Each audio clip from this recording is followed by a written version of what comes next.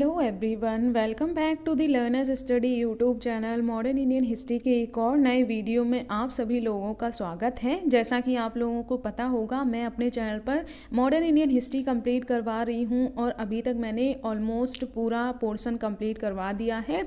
अब हम लोग जो है इसके एकदम एंड फेज पे चल रहे हैं।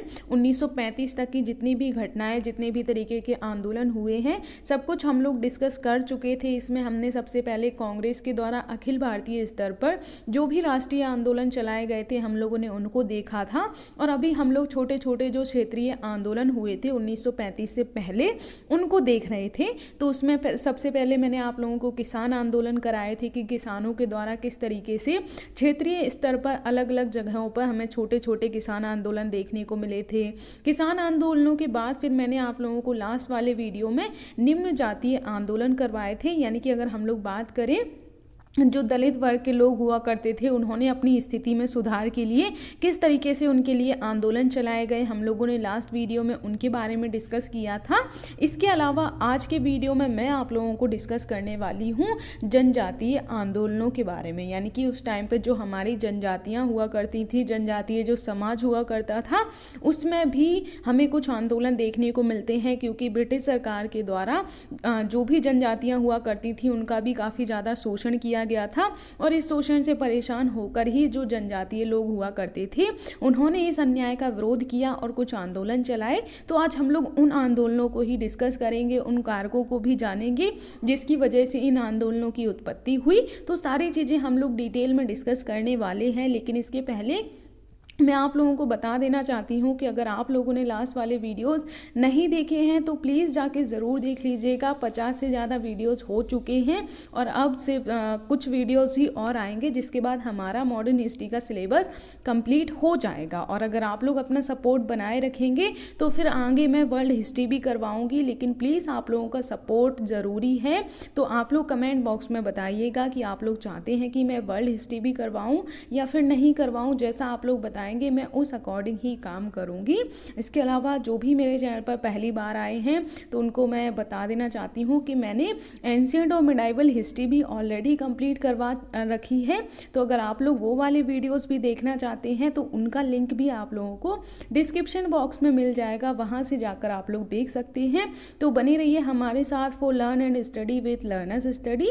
चलिए अब हम लोग आज के वीडियो को स्टार्ट कर लेते हैं।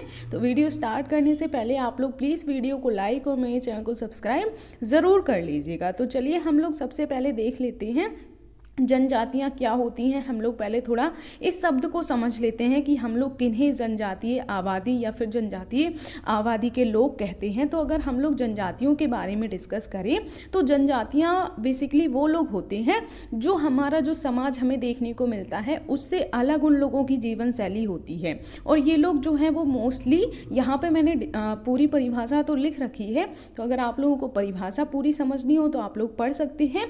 बाकी इसे मैं आसान शब्दों में समझा देना चाहती हूँ।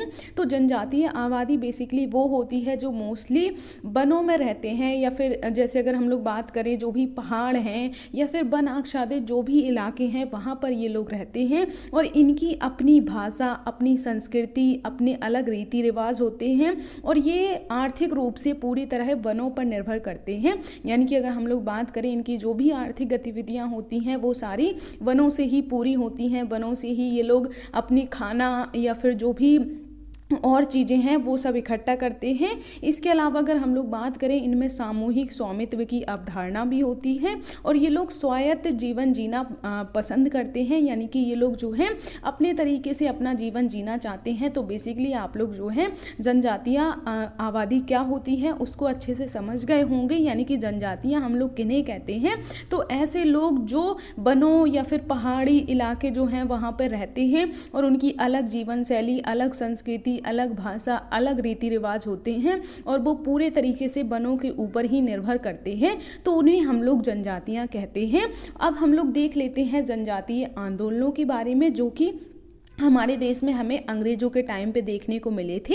तो इन्हें हमने जो है अलग अलग एरिया के वाइज डिवाइस कर रखा है। जैसे कि अगर हम लोग बात करें पूर्वी भारत में, अगर हम लोग बात करें कौन कौन सी जनजातियां हुआ करती थी, उस अकॉर्डिंग हमें वहाँ पे जनजातीय आंदोलन भी देखने को मिले हैं। जैसे पूर्वी भारत में भी अगर हम लोग उत्तर पूर्वी भारत की बात करें तो वहाँ पे कौन कौन सी जनजातियाँ हुआ करती थी, अहोम है, इसके अलावा खासी है, सिंगफो है, नामा है, इसके अलावा ये हमें उत्तर पूर्व में देखने को मिलती हैं। तो इन्हें आप लोग याद रख सकते हैं। इसके अलावा पूर्वी भारत में जो है वो बंगाल, बिहार और उड़ीसा भी आ जाता है। तो अब अगर हम लोग इन एरिया में बात करें तो यहाँ पे हमें चुआर, हो, खांड, संथाल और मुंडा, ये हमें प्रमुख जनजातियाँ देखने को मिलती हैं। तो इन सब के बारे में आप लोग याद रख सकते हैं कि कहाँ कहाँ पे कौन सी जनजाति हुआ करती थी। तो इसमें संथाल और मुंडा जनजाति के बारे में आप लोग विशेष रूप से याद रखिएगा, क्योंकि प्रेजेंट टाइम में जो हमारी राष्ट्रपति हैं द्रौपदी मुर्मू जी, वो हमें संथाल जनजाति से ही देखने को मिल जाती हैं। तो इसलिए संथाल जनजाति से क्वेश्चन बन सकता है। मैं आप लोगों को संथाल विद्रोह के बारे में भी डिस्कस करवाऊंगी आगे इसी वीडियो में। तो संथाल और मुंडा जनजाति के बारे में भी याद रख लीजिएगा, क्योंकि बिरसा मुंडा जी जो हैं वो मुंडा जनजाति से ही संबंधित हमें देखने को मिलते हैं। तो इनके द्वारा भी मुंडा विद्रोह जो है वो हमें देखने को मिलता है। तो ये इनके बारे में भी आप लोग याद रख लीजिएगा। हम लोग जो हैं बिरसा मुंडा जी की जयंती जो है उसको सेलिब्रेट करते हैं। वो किस डे पे सेलिब्रेट करते हैं, यानी कि किस डेट को हम लोग उनकी जयंती मनाते हैं, ये आप लोग मुझे आंसर दीजिएगा। अभी कुछ दिन पहले ही बिरसा मुंडा जी की जयंती हम लोगों ने सेलिब्रेट करी थी, तो किस डेट को की थी, आप लोग मुझे उसका आंसर दीजिएगा। इसके अलावा बिरसा मुंडा जी को धरती अब्बा भी कहा जाता है, क्योंकि उन्होंने इस तरीके के काम किए थे। अपनी जनजाति के लोगों को अंग्रेज़ों के शोषण से मुक्त कराने के लिए उन्होंने बहुत कुछ किया था। तो इस वजह से हमें देखने को मिलता है कि लोग उन्हें बहुत ज़्यादा सम्मान दिया करते थे। तो यहाँ पे संथाल और मुंडा जनजाति के बारे में ज़रूर याद रख लीजिएगा। और इन दोनों विद्रोहों को भी हम लोग जो है डिटेल में देखने वाले हैं आगे इसी वीडियो में। इसके अलावा अब अगर हम लोग पश्चिम भारत में बात करें तो पश्चिम भारत में महाराष्ट्र और गुजरात वाला एरिया आ जाता है। तो इसमें भील और कोली नाम की जनजाति हमें प्रमुख जनजाति देखने को मिलती हैं। इन्होंने भी जो है अंग्रेजों के खिलाफ कई सारे विद्रोह किए थे। हालांकि यहाँ पे जितनी भी जनजातियाँ दी गई हैं सबके विद्रोह हमें याद रखना ज़रूरी नहीं है, जिनके मैं बता रही हूँ जैसे कि संथाल और मुंडा जनजाति है, ये इनसे सवाल बन सकते हैं और बनते भी आए हैं। तो इनके बारे में याद रखना ज़रूरी है। इसी तरीके से हर जनजाति के बारे में ज़्यादा चीज़ें आप लोगों को याद रखने की ज़रूरत नहीं है। ऐसे पढ़ने के लिए तो बहुत कुछ होता है, लेकिन हमें सिलेक्टेड चीज़ें ही पढ़नी चाहिए जो हमारे एग्ज़ाम के लिए ज़रूरी है, क्योंकि सब कुछ पढ़ के हमें उस क्षेत्र का एक विशेषज्ञ नहीं बनना है। हमें तो सिर्फ वो पढ़ना है जो हमारे एग्ज़ाम के लिए ज़रूरी है। तो यहाँ पर आप लोग एक ओवरव्यू के लिए जान सकते हैं कि यहाँ किस एरिया में कौन कौन सी जनजाति प्रमुख हुआ करती थी जिन्होंने अंग्रेज़ों के खिलाफ जनजातीय विद्रोह किए थे। तो वो मैंने यहाँ पर नाम डाल दिए हैं, लेकिन सबके बारे में पूरी डिटेल पढ़ने बैठना वो तो ज़रूरी नहीं है। तो आप लोग इसको इग्नोर कर सकते हैं। सबके बारे में इतना ज़्यादा ओवरव्यू या फिर अगर हम लोग बात करें पूरी डिटेल में याद रखना ज़रूरी नहीं है। तो यहाँ पे मैंने पश्चिम भारत में गुजरात और महाराष्ट्र के बारे में बता दिया। तो यहाँ पे भील और कोली नाम की जनजाति हमें देखने को मिलती थी। इसके अलावा दक्षिण भारत में अगर हम लोग बात करें तो दक्षिण भारत में बेसिकली आंध्र प्रदेश की अगर हम लोग बात करें तो वहाँ पे कोया, कोड़ा और डोरा, ये जनजाति जो है हमें प्रमुख जनजातियां देखने को मिलती हैं। तो इनके बारे में आप लोग याद रख सकते हैं। तो ये मैंने आप लोगों को बता दिए कि कौन कौन से एरिया में कौन कौन सी प्रमुख जनजाति हुआ करती थी अंग्रेजों के टाइम पे, जिन्होंने जनजातीय विद्रोह किए थे अंग्रेजों के शोषण के वजह से। अब हम लोग देख लेते हैं ऐसे कौन कौन से कारक थे जिन्होंने जनजातीय विद्रोह को प्रभावित किया या फिर जनजातीय विद्रोह के उदय में योगदान दिया। तो ब्रिटिश सरकार के द्वारा पारंपरिक जीवन शैली में हस्तक्षेप किया गया था। इसके अलावा वनों से उनके जीवनदायी रिश्तों को तोड़ना, तो ये हमें प्रमुख कारण देखने को मिलता है। यानी कि जैसा कि मैंने बताया ब्रिटिश सरकार जो है वो अब इनका जो जनजातीय लोग हुआ करते थे उनका भी शोषण करने लगी थी। उनकी जो पारंपरिक यानी कि पहले से वो जिस तरीके का जीवन जीते चली आ रहे थे, उनकी जिस तरीके की भी जीवन शैली हुआ करती थी और वनों के साथ उनके जिस तरीके के रिश्ते हुआ करते थे, क्योंकि जैसा अभी मैंने बताया, जनजातीय लोग मुख्यतः जो है अपनी सभी आर्थिक गतिविधियों के लिए, अपने भोजन के लिए, अपने आवास के लिए हर तरीके से ये लोग वनों पर ही निर्भर करते हैं। तो अंग्रेजों के द्वारा वनों से इनके जो भी संबंध हुआ करते थे उसको तोड़ने की कोशिश की जा रही थी। उनकी जो जीवन शैली हुआ करती थी उसको वो लोग उसमें हस्तक्षेप करने लगे थे। तो जनजातीय लोगों को ये चीज़ें पसंद नहीं आ रही थी। तो ये भी हमें एक प्रमुख कारण देखने को मिल जाता है जिस वजह से जनजातीय लोगों ने विद्रोह करना स्टार्ट किया था। इसके अलावा और क्या चीज़ें हमें देखने को मिलती हैं, तो प्रशासनिक मशीनरी, यानी कि अगर हम लोग बात करें ब्रिटिश सरकार के द्वारा नई नई तरीके की मशीनों का जो हम लोग बात करें आविष्कार किया जा रहा था। इसके अलावा जो भी विभिन्न शोषक वर्ग हुआ करते थे उनके द्वारा भी जनजातीय लोगों के जीवन में घुसपैठ की जा रही थी, जैसे कि महाजन हैं, ठेकेदार हैं, पुलिस हैं। तो ये सब लोग भी जनजातीय लोगों की जीवन शैली में हस्तक्षेप करने लगे थे। यानी कि जनजातीय लोग जो अपना अलग जीवन जीते हैं, जिनकी जीवन शैली बाकी लोगों के कंपैरिजन में अलग होती है, उनकी जीवन शैली में जब ये लोग जो हैं हस्तक्षेप करने लगे थे, जो भी प्रशासनिक मशीनरी का आविष्कार किया जा रहा था उनको ज़बरदस्ती उन पर थोपा जा रहा था, तो ये सब चीज़ें उनको बर्दाश्त नहीं हो रही थी। तो इसी वजह से उन्होंने विद्रोह करना स्टार्ट किया। इसके अलावा 1850 के पश्चात हमें देखने को मिलता है कि कई अन्य कारकों ने भी विद्रोह को प्रभावित किया। जैसे कि अगर हम लोग बात करें जनजातीय समाज में चमत्कारी नेताओं का उदय, जैसे हम लोगों ने बात की बिरसा मुंडा जी के बारे में, जो कि मुंडा जनजाति से हमें संबंधित देखने को मिलते हैं। तो इसी तरीके से और भी जनजातियों में कई सारे जो प्रमुख ऐसे नेता उभर कर सामने आ रहे थे जिन्होंने अंग्रेजों के खिलाफ आवाज़ उठा पाई। यानी कि कोई एक पहले आवाज़ उठा है तो बाकी सारे लोग भी जो है उनके साथ मिलकर काम करने लग जाते हैं। तो इसी तरीके से इन जनजातियों में भी कुछ ऐसे नेताओं का उदय होने लगा था जिन्होंने अंग्रेजों के विद्रोह के खिलाफ आवाज़ उठा पाई। तो यहाँ से हमें देखने को मिलता है कि इस तरीके के चमत्कारी नेताओं का उदय होना भी हमें एक प्रमुख कारण देखने को मिल जाता है। इसके अलावा ईसाई मिशनरियों की भूमिका भी हमें देखने को मिलती है, जो ईसाई धर्म को भारत में प्रचारित करना चाहते थे। लेकिन ये जो जनजातीय लोग हुआ करते थे इनकी अपनी अलग संस्कृति, अलग धर्म, अलग रीति रिवाज हुआ करते थे, तो इसलिए इनका भी प्रभाव हमें उस पर पड़ता हुआ दिखाई देता है। इसके अलावा सरकार द्वारा झूम खेती पर प्रतिबंध लगा दिया गया था। अब झूम खेती क्या होती है तो ये आप लोगों को पता ही होगा, इसे हम लोग स्थानांतरित कृषि भी कहते हैं।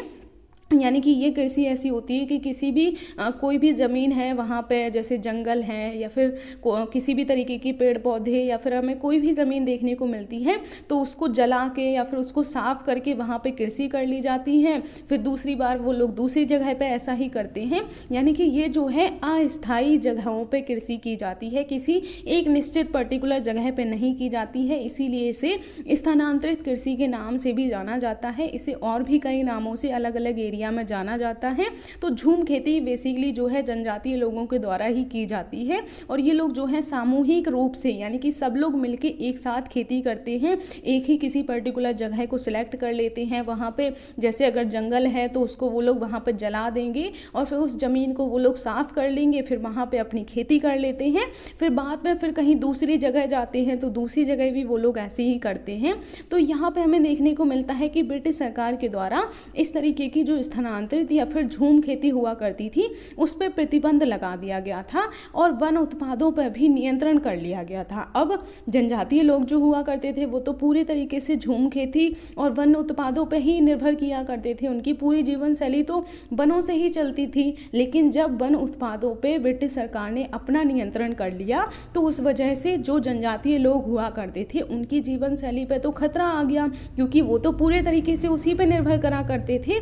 तो इस वजह से भी उनमें विद्रोह की भावना और भी ज़्यादा बढ़ने लगी थी और फिर एट द एंड उन्होंने विद्रोह करना स्टार्ट किया, क्योंकि उनकी जो जीवन शैली है वो पूरे तरीके से अंग्रेज़ों ने जो है उस पर अपना नियंत्रण जमा लिया था और वो लोग इससे काफ़ी ज़्यादा प्रभावित हमें देखने को मिल रहे थे। तो ये भी हमें एक प्रमुख कारण देखने को मिल जाता है। इसके अलावा 20वीं सदी में राष्ट्रीय चेतना का उदय, तो ये तो आप लोग सभी जगह ऐड कर ही सकते हैं, इसीलिए इसको मैंने एंड में लिखा है, क्योंकि ये जो है वो मेन कारण नहीं है। मेन कारण तो कई सारे हमें देखने को मिलते हैं जो मैंने यहाँ पे डिस्कस कर दिए हैं। तो ये सारे आप लोग, ये वाला पॉइंट तो आप लोग हर किसी में ऐड कर ही सकते हैं, तो ये इतना ज़रूरी नहीं है। लेकिन बाकी के ये जो मैंने कारक बताए ये काफ़ी इंपॉर्टेंट हो जाते हैं, और ये वाला कारक जो है ये भी हमें इम्पॉर्टेंट देखने को मिल जाता है। तो ये सारी चीज़ें आप लोग इन कारकों के बारे में ज़रूर याद रख लीजिएगा।